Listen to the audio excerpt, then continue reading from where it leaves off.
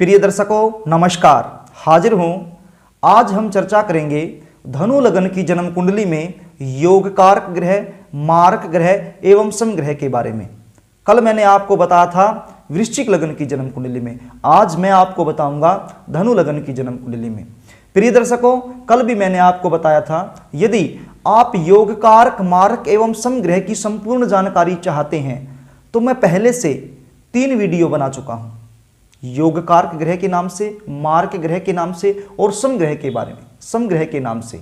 तो प्रिय दर्शकों, यदि संपूर्ण जानकारी चाहते हैं तो मैं उन तीनों वीडियो का लिंक इस वीडियो के डिस्क्रिप्शन में डाल दूंगा। आप वहां जाकर के आसानी से देख सकते हैं और समझ सकते हैं कि आखिर योग कारक ग्रह, समग्रह एवं अकारक एवं मारक ग्रह होता क्या है।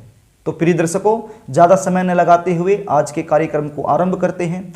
आप बोर्ड पर देख रहे हैं एक जन्म कुंडली के खाली चार्ट को, लग्न में ही 9 नंबर अर्थात धनु राशि लिखी है। धनु राशि होने के चलते ये धनु लगन की जन्म कुंडली बनती है। इसके लग्नेश बनते हैं देवगुरु बृहस्पति। अब देवगुरु बृहस्पति की जो दूसरी राशि है वो दूसरी राशि चतुर्थ भाव में है। तो प्रिय दर्शकों, मैंने आपको बताया था त्रिकोण के स्वामी, एक राशि त्रिकोण में है, दूसरी राशि कहीं भी हो तो वो जन्म कुंडली के योग कारक ग्रह ही कहलाते हैं। लेकिन यहाँ पर तो देवगुरु बृहस्पति की एक राशि त्रिकोण में और दूसरी राशि जन्म कुंडली के अति महत्वपूर्ण भाव अर्थात केंद्र भाव में, चतुर्थ भाव में, जहाँ से जातक के सुख का विचार किया जाता है। तो 2 अच्छे भाव के स्वामी होने के कारण, लग्नेश होने के कारण देवगुरु बृहस्पति धनु लगन की जन्म कुंडली में अति योग कारक ग्रह बनते हैं।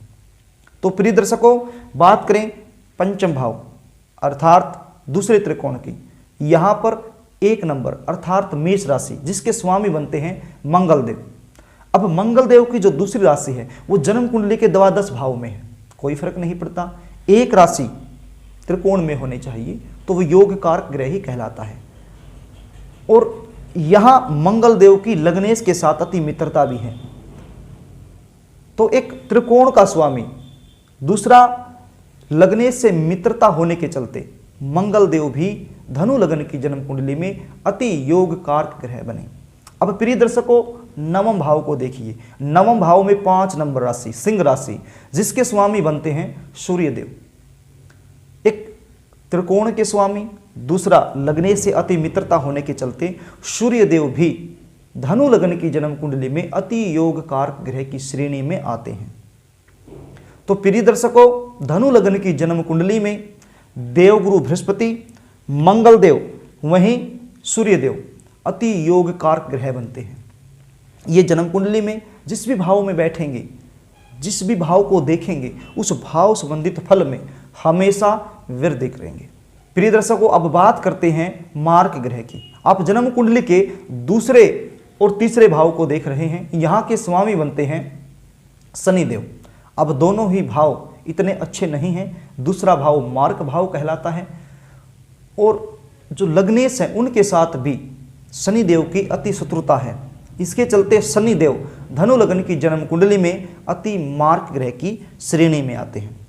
तो प्रिय दर्शकों, छठे भाव में हम देख रहे हैं 2 नंबर राशि जिसके स्वामी बनते हैं शुक्रदेव। अब शुक्रदेव की जो दूसरी राशि है वो जन्म कुंडली के एकादश भाव में है। अब एक राशि त्रिक भाव अर्थात छठे भाव में और दूसरी राशि एकादश भाव में, वहीं लग्नेश के साथ अति मित्रता न होने के चलते शुक्रदेव भी धनु लगन की जन्म कुंडली में अति मारक ग्रह की श्रेणी में आते हैं। तो प्रिय दर्शकों, धनु लगन की जन्म कुंडली में हमने जाना शनिदेव एवं शुक्रदेव अति मारक ग्रह की श्रेणी में आते हैं। जन्म कुंडली के जिस भी भाव में ये बैठेंगे, जिस भाव को देखेंगे, उस भाव संबंधित फल में हमेशा कमी करेंगे। अब बात करते हैं समग्रह की। प्रिय दर्शकों, आप जन्म कुंडली के अष्टम भाव को देख रहे हैं, यहां पर 4 नंबर राशि जिसके स्वामी बनते हैं चंद्रदेव। अब जो अष्टम भाव है वो त्रिक भाव है, इतना अच्छा भाव नहीं है। यहाँ से हम बुरी बुरी चीज़ों का विचार करते हैं लेकिन अच्छी चीज़ों का भी विचार करते हैं। कुल मिलाकर बात यह है कि जो चंद्रदेव है वो एक बुरे भाव के स्वामी तो हैं लेकिन लग्नेश के साथ अति मित्रता रखते हैं और वैसे भी सूर्य और चंद्र को अष्टमेश होने का दोष नहीं लगता है, शास्त्रों में ये लिखा गया है। लेकिन फिर भी चंद्रमा अष्टमेश लेकिन लग्नेश के साथ अति मित्रता होने के चलते चंद्रमा धनु लग्न की जन्म कुंडली में समग्रह की पदवी लेकर के बैठे हुए हैं। न ज़्यादा अच्छा करेंगे न ज़्यादा बुरा करेंगे। तो प्रिय दर्शकों, अब आप देख रहे हैं दसम भाव को। दसम भाव में 6 नंबर अर्थात कन्या राशि, जिसके स्वामी बनते हैं बुध देव।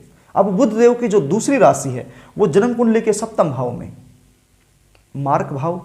लेकिन एक राशि जो बुध देव की मूल त्रिकोण राशि है वो जन्म कुंडली के दसम भाव। दसम भाव का मतलब है कि जन्म कुंडली का अति महत्वपूर्ण भाव, जहां से जातक के रोजगार के बारे में, कर्म के बारे में, व्यवसाय के बारे में, बिजनेस के बारे में, नौकरी के बारे में हम चर्चा करते हैं, विचार करते हैं।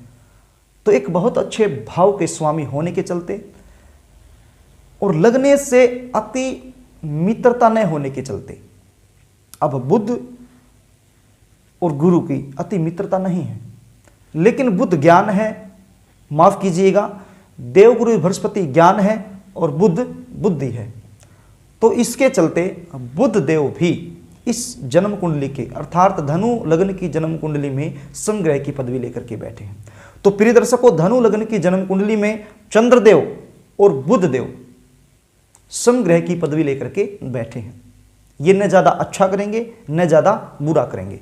बात करें राहु और केतु की, राहु और केतु भी धनु लग्न की जन्म कुंडली में लगभग बुरा फल ही देते हैं। वो उनकी प्लेसमेंट पर निर्भर करता है, वो किस राशि में बैठे हैं, किस ग्रह के साथ युति बना करके बैठे हैं, वो उस चीज पर निर्भर करता है।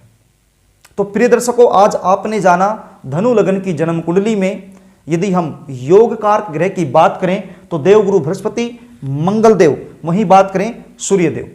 यदि मार्क ग्रह की बात करें तो मार्क ग्रह में शनिदेव एवं शुक्र देव, और यदि समग्रह की बात करें तो चंद्रदेव और बुध देव। राहु केतु भी जन्म कुंडली में लगभग बुरा ही फल देते हैं। तो प्रिय दर्शकों, आशा करता हूं मेरे द्वारा दी गई जानकारी आपको सरलता से समझ में आ गई होगी। यदि आपको कार्यक्रम अच्छा लगा हो तो आप चैनल को सब्सक्राइब कीजिए, प्लीज़ बेल आइकन को प्रेस कीजिए, वीडियो को लाइक, कमेंट एवं शेयर कीजिए, क्योंकि ये चैनल आपका अपना है। तो प्रिय दर्शकों, यदि मेरे बताने में कोई त्रुटि हो गई हो तो आप कमेंट में लिख सकते हैं, क्योंकि ये आपका अपना चैनल है। मैं मेरे द्वारा हुई त्रुटि को स्वीकार करूंगा, इसमें कोई संदेह नहीं है। तो प्रिय दर्शकों, कल मैं आपको बताऊंगा मकर लग्न की जन्म कुंडली में योगकारक मार्क एवं समग्रह के बारे में। तो प्रिय दर्शकों, आज के लिए बस इतना ही। कल फिर मिलेंगे, तब तक के लिए नमस्कार।